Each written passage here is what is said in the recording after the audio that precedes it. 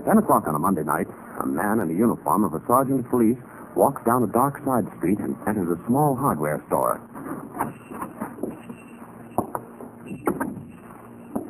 Hey, anybody in the store? Coming, mister, coming. Gotta wait for service, pal. We're just close. Holy smokes, a cop. I'm looking for Laurie Evans. He's my old man. Well, what do you want to see him for? It isn't a pinch, kid, just a friendly visit. Laurie and I used to be pals a long time ago. Oh, I see. They call me Steve. Pop! Hey, Pop, come on out. Oh, what is it, Steve? We got a visitor, Pop. Pull down your glasses and take a gander. Hello, Laurie. Yes. Yes, Malone. Say, Pop. Go to bed, Steve. Look up. But go to bed. Oh, gosh. All right. So long, Sergeant. Good night, Steve. Well, Gas, you finally located me, huh? Yeah. What's the cop's uniform for? This is a cover-up for a job us two are going to pull tonight. Oh, can't you leave me alone? I've been straight for 10 years. I haven't done a job since the St. Louis deal, huh? I lost my thumb in St. Louis, but you lost your nerve. Maybe. Anyway, I'm straight and I'm staying. Listen, Laurie, I've been a long time finding you. Don't think I'm going to let you back out now. All I got to do is pass the word that good old Laurie Evans is here running a hardware joint on me. Okay. What's the deal? You're going to help me crack a safe tonight, Laurie. Well, there's nothing much in that safe but a list of names. Names? 20,000 names. And you're going to help me grab every one of them. Is that you, Waldo? I ain't Waldo, honey, but maybe I'll do. Oh, I'm sorry Mr. Carter won't be able to see you this morning. He'll see me good-looking. I'm from the government. One side, huh? See here, you can't force your way into Mr. Carter's office. What's going on?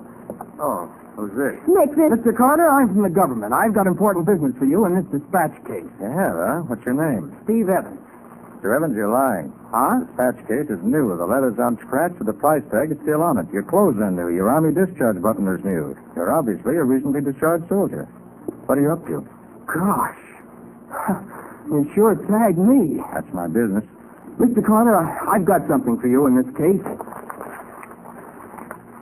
Here. Hey, what's this? Nick. It's $800 cash, all I saved in the Army. Well, what's it for? I decided I'm going to learn how to be a detective. And you're going to teach me, Mr. Carter. For the love of... This is my entrance fee. And if it costs more, I'll get more. Hey, look here, Evans. This is impossible. I'm flattered and honored. You've got a really... duty to us veterans, Mr. Carter. Of course, but... Well, I really can't discuss it with you now, Mr. Evans. I'm late in the case already. I've got to be running along. Great. My first lesson. I'll go along. Oh, all right. Come along, come along. We'll discuss this on the way. Swell. Patsy, I'll be down at Irving Place with Matty. Safe burglary and murder. All right, Casey. Hi, Matty. I'm here. Well, it's about time. I've been waiting a half hour for you. Who's this? This is Steve Evans. He wants me to teach him the detective business. Huh? I haven't had time to talk him out of it yet. Steve, this is Sergeant Matheson of the Homicide Squad. Hiya, Sergeant. Okay, Nick, stack the kid in the corner and get a load of this case. It's a Lulu. Go ahead. This is the business office of United Veterans Incorporated. It's a veterans organization that publishes a magazine for its boys. And last night, someone was admitted to this office and broke into the safe. How do you know he was admitted? Neither the lock nor the door were touched. Oh. See the safe there and the body. Yeah, watchman. Slugged over the head and killed. Maybe he let the cook in and was double-crossed. Huh? Maybe.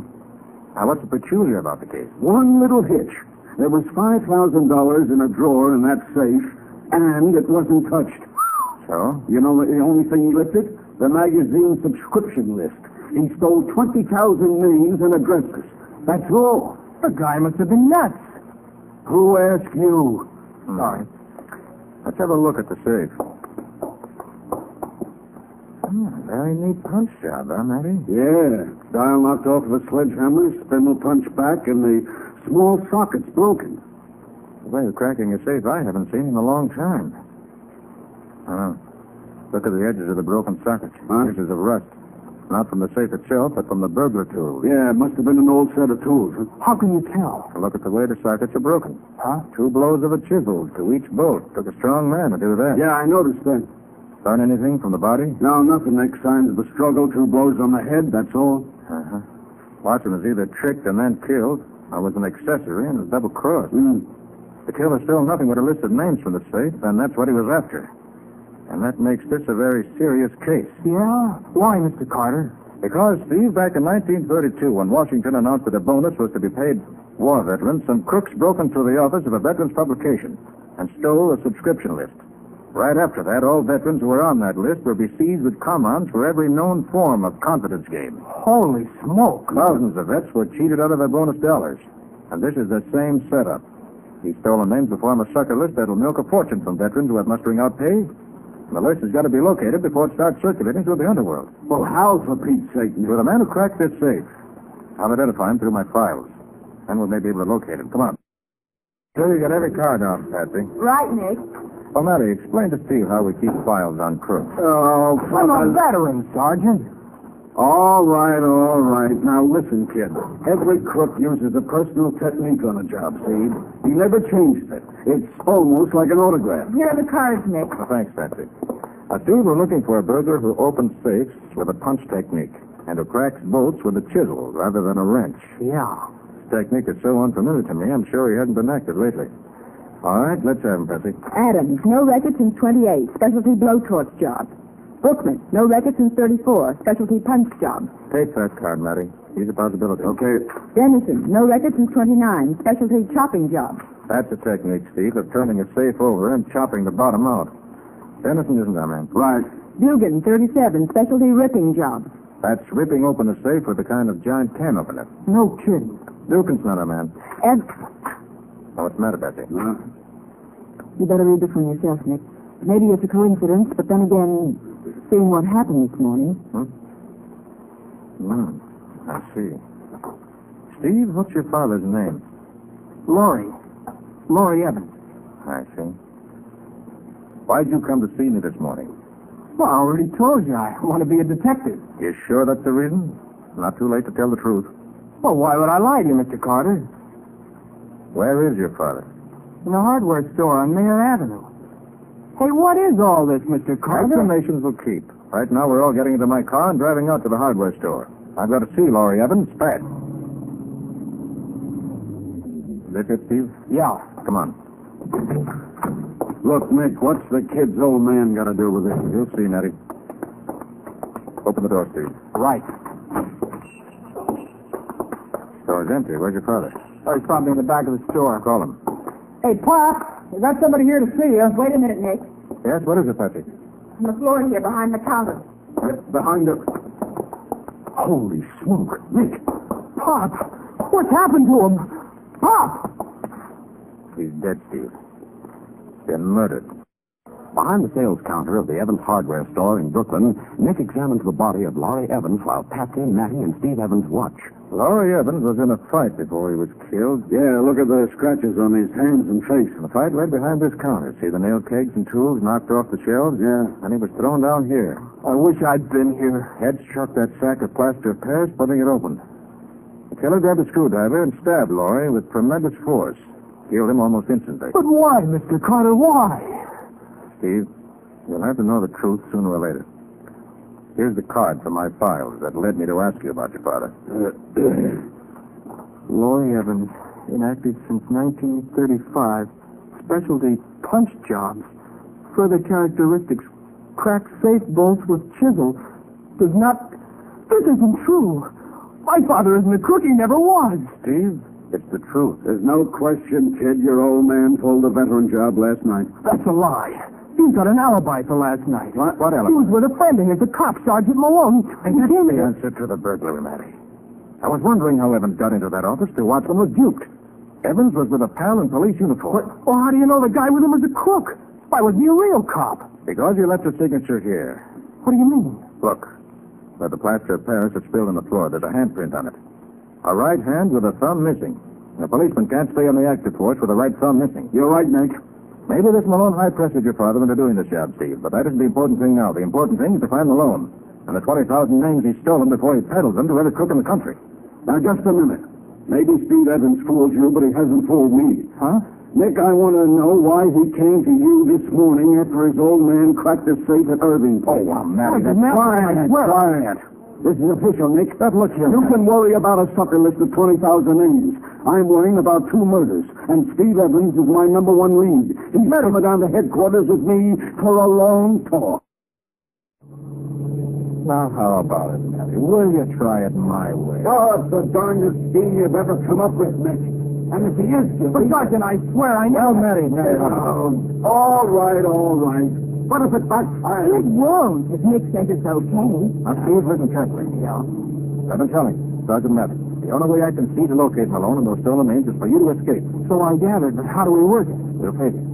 After you escape, take the northbound subway to Isham Park. Yeah? Get out of Isham and take the ferry across the river. From the ferry landing, strike north along the reservoir road. Got that? Yeah. When you reach a town called Hessian Courthouse, give yourself up to the police. Pick myself up. But I thought you were in the army. Do you have to understand orders to follow them? No, Mr. Carter. Very well. You've got to get through to Hessian Courthouse gate. You've got to follow the route as scheduled, no matter what happens. Oh, yes. One important thing. Wear a pair of gloves. A pair of gloves? Yes. All right, I'll do it, Mr. Carter. Here's police headquarters coming up. When we get out of the car, we've got to put on a good show for the benefit of any onlookers. If you hit me in the jaw and run, I'll make sure to fall against Matty so it looks good. Duck down on the subway and get going. Yes, sir. All out far as we go. Matty, you're a fool. I don't know whether Steve is guilty or not, but the important thing is... You're not arresting me! Nick! Hey, come back here. Watch out, Nick. The kid's getting away. Get off, will you? Hey, what happened? Stop that man. Stop him. I'm gone, Nick. Good. So wait, wait. Now let's get to work. Ladies and gentlemen, this is Nick Carter. I'm broadcasting from my car by short wave. Your local station has kindly consented to relay this announcement to help in the search for Steve Evans, suspect in the murder of a watchman at Irving Place, and his father, Laurie Evans, in a hardware store in Brooklyn. Steve Evans has escaped police custody and is at large in the city. He is 20 years old, of medium height, red hair, brown eyes. He's wearing gray suit, gray hat, blue overcoat. He has lost the thumb from his right hand. When last seen, Steve Evans was on the subway headed north toward Isham Park. Please communicate any information to me at once. There is a reward for his capture. Hey, buddy. Did you hear that announcement on the air? Huh? What announcement? I heard it just before I got on at the last station. Nick Carter's offering a big reward for a killer. Whole city's buzzing around trying to grab it. Yeah? Who's he looking for? A guy named Steve Evans. Killed his old man, they say. He killed his old man. Carter said that. Yeah, and a night watchman. Oh, he's a guy about medium height, say like you, and he's got red hair like you too. Say, let me see your right hand. What for? Never mind what for. Take off your glove and let me see your right hand. Sorry, Mac. This is my station. So long. Hey, stop him! Stop him! That guy's the killer! He's the one Carter's offering the reward for! Somebody stop him! He's getting away! I gotta hide someplace. Get up out of the station and I can park. It'll be dark soon. I can just hold out a little longer. Huh? Steve, over here, quick. Who's that? Patsy Bowen, Nick Carter's secretary. Get over here on the bench with me. Hurry up. But how did you... I was on the train with you. I got out ahead, but I heard the trouble. Steve, this is an emergency. Make like you're my boyfriend. Put your arms around me and keep your head down. Quick, here they come. Right. Please see your guy go past here, or red-headed... For Pete's sake, can't people get a little privacy in a park? Yeah, a guy ran past you toward Broadway. Go chase him. All right, Steve, we can break it up now. Who's sworn? Get on the ferry and keep going. Follow Nick's orders. But he's double-crossing me. Telling people I killed my father and offering reward. Nick never double-crossed anyone in his life. Just follow instructions, Steve. Keep going. Ladies and gentlemen, this is Nick Carter again. Steve Evans was last seen headed for the Isham Ferry and is probably attempting to cross the river and escape into open country.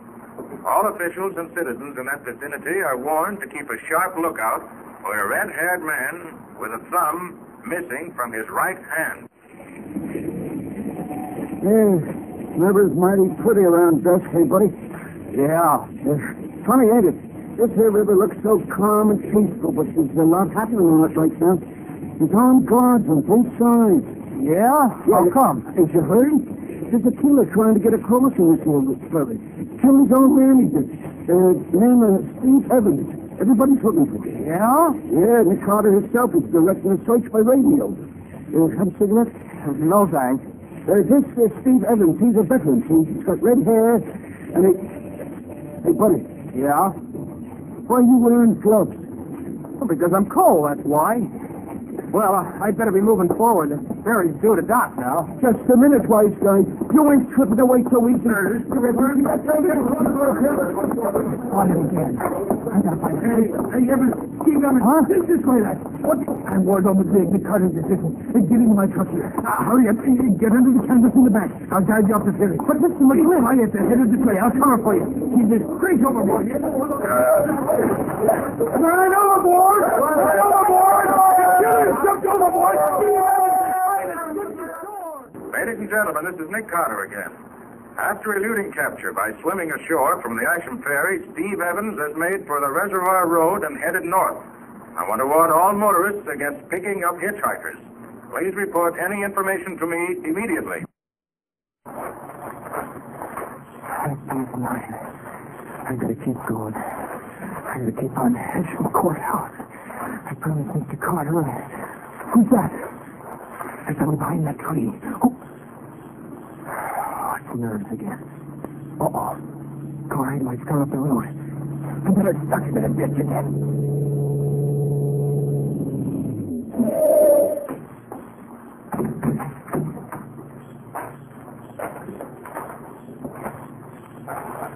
All right, kid. Come out of the ditch. Malone. Yeah. Gas Malone. How did you... I've been up and down this road a dozen times looking for you, kid. I've been listening to them Nick Carter reports like I was a cop myself. Listen, Malone. Come on. Get into the car. And no argument. This rod ain't a water pistol. Look, Malone. Get into the car, kid. I'm going to drive you to my office. It's a quiet place where we can have a nice little talk. 30 minutes after Gas Malone picked up Steve Evans on the Reservoir Road, his car draws up before a small building in downtown New York. We're here, kid. Get out. Okay. And don't get funny, Steve. I'd just as soon drop you now as later. I'm not trying anything. Not as long as you've got that gun. Open the door. Go straight upstairs. You killed my father, Malone. Yeah, kid. His conscience started bothering him about the way I knocked off the watchman last night. It was all for phoning the cops. I had to shut him up. No hard feeling, kid. It was business. Yeah. Dirty business. Just like I got nothing against you, kid. Maybe you're a nice guy for all I know. Open the door.